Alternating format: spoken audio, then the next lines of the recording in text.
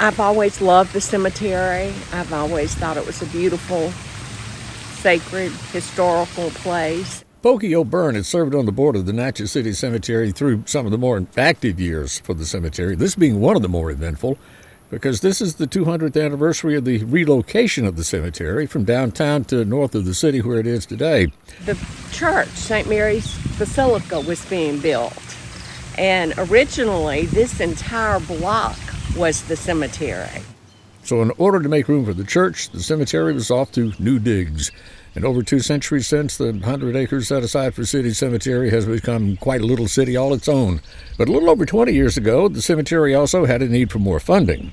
So they came up with a great idea, a nighttime cemetery tour. Then director Don Estes jumped in on digging up the best stories buried here. He had access to finding all the graves, and then we found the crazy ones or the historic ones and things like that. And then I looked up the history of them and wrote the scripts. And over the years, thousands of Natchezians have stood beside the headstones, people like Louise, the unfortunate, period, and other notables, famous and infamous, and played their parts for 3 nights the first weekend of November.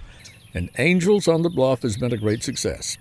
So great that this year, in honor of the 200th anniversary of the cemetery, Angels is expanding to 2 weekends. It was chaos the first year. There wasn't a lot of real fine organization. And the money that we raise from the tours goes to the preservation and maintenance of one of the most beautiful cemeteries in the South. And as beautiful as Natchez City Cemetery is in the daylight, wait until after dark, the first 2 weekends in November. The place really comes alive at night.